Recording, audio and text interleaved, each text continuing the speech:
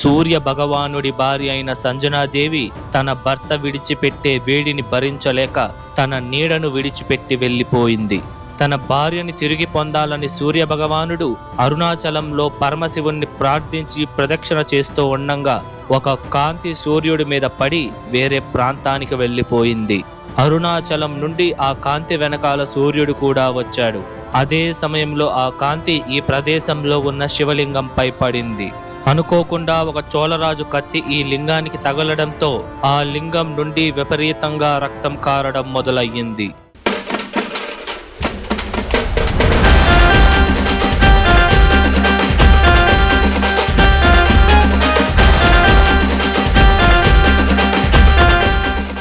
Hi hello నమస్తే, welcome to our channel ఆలయ యాత్ర.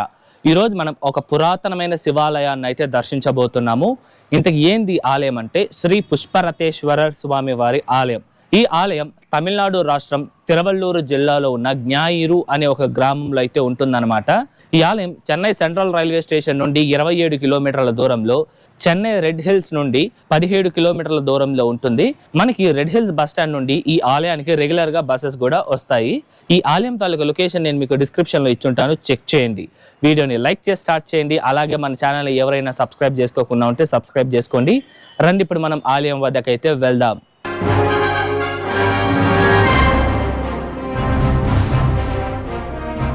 ముందుగా ఈ ఆలయం యొక్క టైమింగ్స్ విషయానికి వస్తే, ఈ ఆలయం ప్రతిరోజు ఉదయం 7:30 నుండి 11:30 వరకు, తిరిగి సాయంత్రం 4:30 నుండి రాత్రి 7:30 వరకు భక్తులకి అందుబాటులో ఉంటుంది. ఇప్పుడు రండి మనం ఈ ఆలయం లోపలికి వెళ్ళి పూర్తి స్థల పురాణం తెలుసుకుందాం.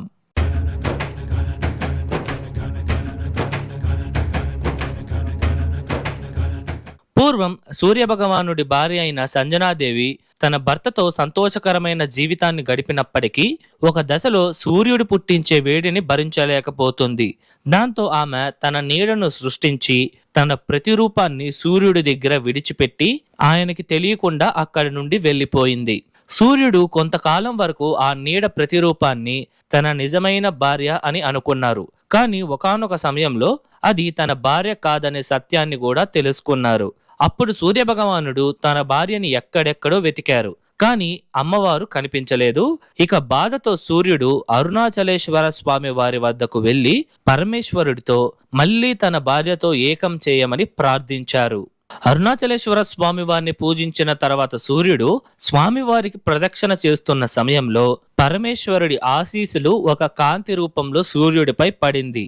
అలా ఆ కాంతి సూర్యుడిపై పడి వెంటనే వెళ్ళిపోయింది.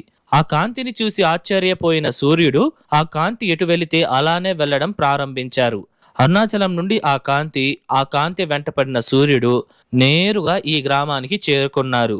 సూర్య భగవానుడు చూస్తూ ఉండంగానే ఆ కాంతి ఈ ఆలయంలో ఉన్న స్వయంభూ శివలింగంపై పడి అదృశ్యమైంది. దాంతో సూర్యుడు ఆలయంలోని శివలింగాన్ని పూజించమని పరమేశ్వరుడే ఆదేశించారు అని సంతోషించి ఇక్కడే ఈ తీర్థాన్ని ఏర్పాటు చేసి ఇందులో స్నానం చేసి ఈ శక్తివంతమైన శివలింగాన్ని పూజించిన తరువాత సూర్యుడు తన భార్య సంజనాదేవిని తిరిగి పొందారు. ఇదే ఈ ఆలయ తీర్థం. దీనినే సూర్య తీర్థం అని పిలుస్తారు.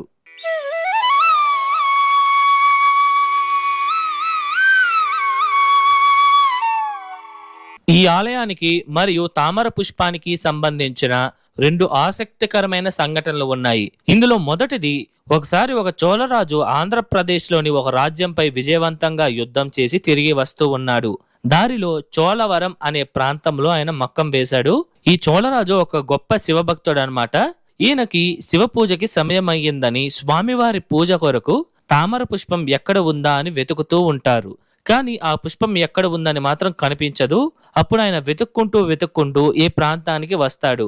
అప్పుడు ఇదే ప్రాంతంలోనే ఒక సరస్సు నిండా తామర పుష్పాలను ఆయన చూస్తారు.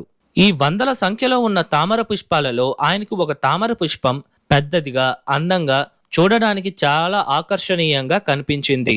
అప్పుడు ఆ చోళరాజు ఈ తామర పుష్పంతో శివునికి పూజలు చేస్తే చాలా బాగుంటుంది అని నిర్ణయించుకొని ఆ పుష్పాన్ని కోయడానికి ప్రయత్నిస్తాడు.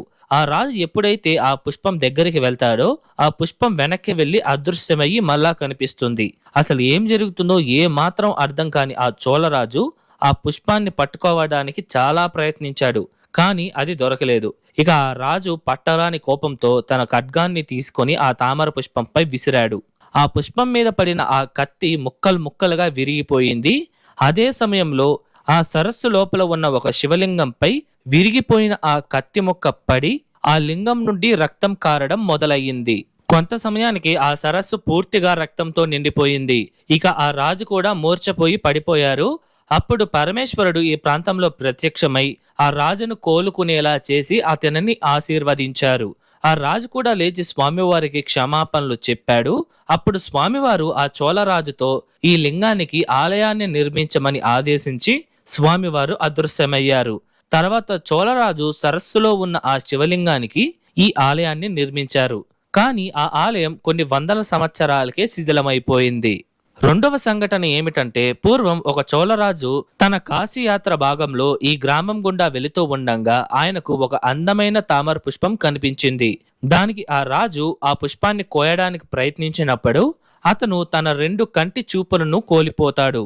ఆ రాజు తన సైనికుల సహాయంతో ఇక్కడ ఉన్న శివలింగాన్ని పూజించి స్వామివారితో నేను కాశీకి వెళ్లి వచ్చిన తరువాత శిథిలమై ఉన్న ఈ ఆలయాన్ని పునర్నిర్మిస్తాను అని మొక్కుకున్నారు. వెంటనే ఆ రాజుకి ఒక కంటి చూపు వస్తుంది. ఇక ఆ రాజు కాశీ విశ్వేశ్వర స్వామివారిని దర్శించి ఇక్కడ ఉన్న స్వామివారిని మొక్కుకున్నట్టుగానే ఈ ఆలయాన్ని పునర్నిర్మించి తన మరొక కంటిని తిరిగి పొందారు.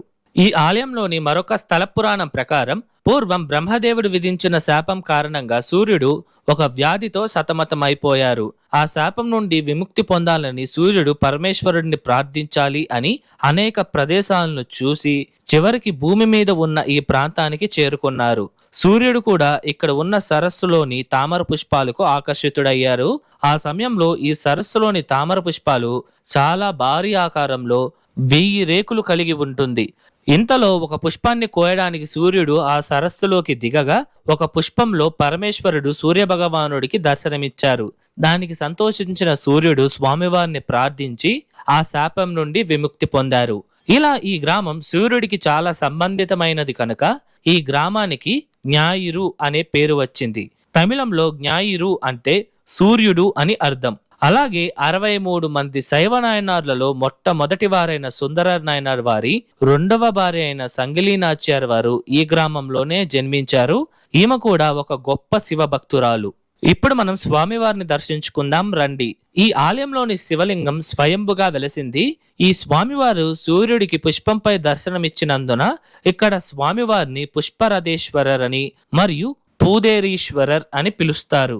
అలాగే ప్రతి సంవత్సరం మార్చి 22 నుండి 28వ తేదీ వరకు ఉదయం సూర్యకిరణాలు నేరుగా స్వామివారిపై మరియు అమ్మవారిపై పడుతాయి. ఇక్కడే స్వామివారి ఎదురుగా కుడివైపున సూర్య భగవానుడు మనకి దర్శనమిస్తారు. సూర్యుడు నిలబడి ఉన్న భంగిమలో దర్శనమివ్వగా వెనకాల బంగారు రేకుతో సూర్యుడు తన వాహనమైన 7 గుర్రాలలో ఉండగా ముందర ఆ రథాన్ని తన రథసారథి అయిన అరుణ నడిపిస్తూ ఉన్న భంగిమను మనం దర్శించుకోవచ్చు. ఈ ఆలయంలో పార్వతీదేవి అమ్మవారికి కూడా ప్రత్యేక మందిరం ఉందండి. ఇక్కడ అమ్మవారిని స్వర్ణాంబిగైగా పూజిస్తారు. అమ్మవారి విగ్రహం 5 అడుగులు పొడవుంటుందండి. ఈ స్వర్ణాంబిగై అమ్మవారు నిలబడి ఉన్న భంగిమలో 4 చేతులను ధరించి బ్రహ్మాండంగా దర్శనమిస్తారు.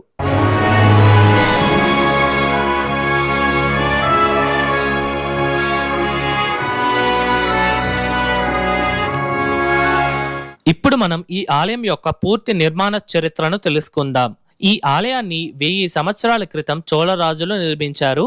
కానీ చాలా ఆధారాల ప్రకారం 7వ శతాబ్దానికి చెందిన చోళరాజులు మొదటిసారి ఈ ఆలయ నిర్మాణం చేశారు అని ఆర్కియాలజీ డిపార్ట్మెంట్ వాళ్ళు వెల్లడించారు. మనకి మొదటిలోనే 5 అంతస్తుల బ్రహ్మాండమైన రాజగోపురం కనిపిస్తుంది. అనేక దేవ సంఘటనలకు సంబంధించిన ఘట్టాలను శిల్పాల రూపంలో అద్భుతంగా చిత్రీకరించారు. ఈ ఆలయంలో వినాయక స్వామి వారికి, వల్లీ దేవయాని అమ్మవార్ల సమేతంగా ఉన్న సుబ్రహ్మణ్య స్వామి వారికి ప్రత్యేక మందిరాలు ఉన్నాయండి. అలాగే ఈ ఆలయంలోని మొదటి ప్రాకారంలో నటరాజ స్వామి వారు కూడా ప్రత్యేక మందిరంలో భక్తులకి దర్శనమిస్తారు. ఇక్కడే మనకి అద్భుతమైన ధ్వజస్తంభం, బలిపీఠం, ఒక అద్భుతమైన మండపంలో నందీశ్వరుడు మనకి దర్శనమిస్తారు. ప్రదోష కాలంలో మరియు శివరాత్రుల సమయంలో ఈ నందికి పూజలు ఘనంగా నిర్వహిస్తారు. ఈ ఆలయం దాదాపు 1 ఎకరా విస్తీర్ణతలో ఉంటుంది. ఈ ఆలయాన్ని టెంపుల్ మేనేజ్మెంట్ వాళ్ళు చాలా అద్భుతంగా మెయింటైన్ చేస్తున్నారు. ప్రతి ఆదివారం ఈ ఆలయానికి భక్తులు వందల సంఖ్యలో వస్తారండి. నేను కూడా ఆదివారమే వచ్చాను. చాలా చాలా అద్భుతంగా ఉందండి. చుట్టూరు అట్మాస్ఫియర్ కావచ్చు, అలాగే ఇక్కడ అన్నదానాలు చేస్తున్నారు. చాలా మంది భక్తులు ఇక్కడ స్వామివారిని ఆరాధిస్తున్నారనమాట. మేము వచ్చే టయానికి కూడా ఇక్కడ మంచి డ్రమ్ బీట్స్ తో జాతర కళ ఉట్టిపడేలా ఉందన్నమాట. మీరు కూడా ఆదివారం వచ్చినట్టయితే మంచి అట్మాస్ఫియర్ ని అనుభవించవచ్చు. ఈ ఆలయంలో శివరాత్రి, మాస శివరాత్రి మరియు ప్రదోష కాలంలో పూజలను ఘనంగా నిర్వహిస్తారు. ఇదండి వాటి వీడియో ఎలా ఉంది, నచ్చిందా? ఐ హోప్ ఈ ఆలయం తాలూకు పూర్తి చరిత్ర మీకు అర్థమయ్యేలా చెప్పాను అనుకుంటున్నాను. మీకు ఎటువంటి డౌట్స్ ఉన్నా సరే మర్చిపోకుండా కమెంట్స్లో తెలియజేయండి, నేను మీకు పక్కా రిప్లై ఇస్తాను. అలాగే ఈ వీడియోకి ముందు మన ఛానల్లో 276 పాడల్పెట్ర స్థలాలలో ఒకటైన అరంబేశ్వర స్వామి వారి ఆలయం, అలాగే ఆది కామాక్షి అమ్మవారి ఆలయంతో పాటు మణికంఠేశ్వర స్వామి వారి ఆలయాన్ని కూడా దర్శించడం జరిగింది. ఆ వీడియోస్ ఎవరైనా చూడకపోయింటే వాటి లింక్స్ డిస్క్రిప్షన్లో ఇచ్చుంటాను, చెక్ చేయండి. ఈ వీడియో ఎలా ఉంది, నచ్చిందా? నచ్చితే లైక్ చేయండి, మీ ఫ్రెండ్స్ అండ్ ఫ్యామిలీస్కి షేర్ చేయండి, అండ్ దయచేసి మన ఛానల్ని సబ్స్క్రైబ్ చేసుకోండి. మరొక అద్భుతమైన ఆలయం వీడియోతో మీ ముందరకు వస్తా. అంతవరకు మీ శివవర ప్రసాద్ సైనింగ్ ఆఫ్.